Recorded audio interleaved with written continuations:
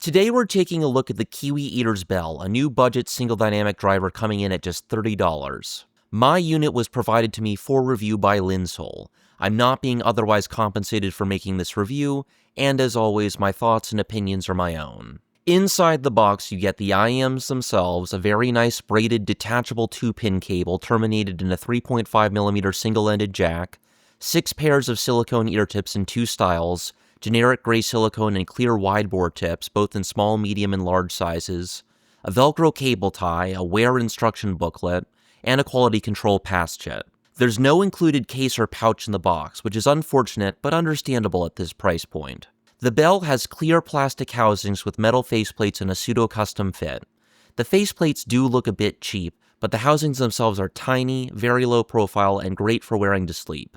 However, the nozzles are fairly large despite the small shell size, and I did experience some driver flex. I didn't find the fit super secure overall, and I needed to use the largest included wide bore tips to get a consistent seal. Isolation is below average even with the largest tips, and comfort is very middle of the road. Alright, let's pull up the graph and talk about the sound. For all of my listening impressions, I used the largest included wide bore ear tips. Overall, the Belle has a distinctly V-shaped sound signature, but with a mid-range that is shockingly close to my preferred variant of the JM1 target, with a negative 8 dB tilt. This is going to be noticeably brighter than the negative 10 dB version of the Curve, which works well for my preferences. The biggest issue with the stock tuning is that the bass elevation isn't tucked into the sub-bass. Instead, it's more of an old-school V-shape with a lot of mid-bass. It's not the end of the world, but it is the Belle's most noticeable tuning flaw. Sub-bass extension is good, but not great.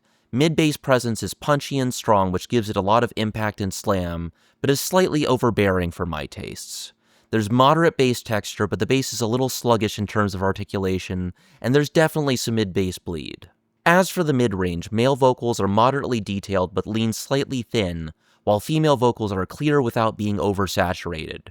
Both male and female vocals are fairly even in their emphasis. Mid-range timbre is very natural. Distorted electric guitars in particular have a realistic amount of bite without sounding buzzy or overdriven. The presence region is dipped enough to prevent sibilance or harshness, but mid-range clarity is just okay. The mid-bass bleed does cloud things a bit. Lower treble is fairly tame and not harsh at all to my ears. Detail retrieval is surprisingly good for a $30 IEM, with solid mid-treble presence and a nice amount of shimmer on cymbal crashes. Air and upper treble extension are limited, which is kind of expected at this price. The soundstage is pretty cramped, instrument separation is not great, and imaging is typical for a budget single dynamic driver.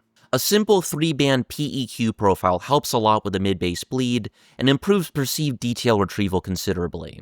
I would highly recommend using EQ if you have the option. As for the comparisons, I'm going to compare the Belle to the slightly cheaper Truthear Gate.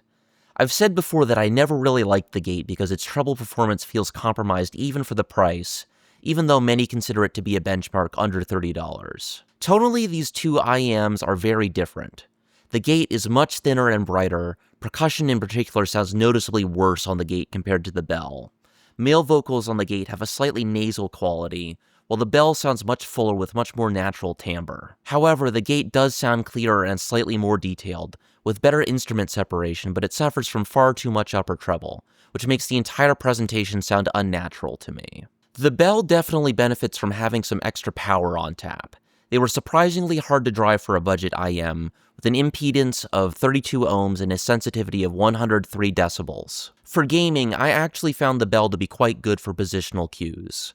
I've been playing a lot of Arc Raiders with friends, and I've been using the Belle pretty successfully on Stellamontis. In conclusion, I liked the Belle a lot more than I thought I was going to. It's probably my favorite IEM at this price point right now. The biggest drawback is the excess mid-bass, but that can be easily cleaned up with a bit of EQ.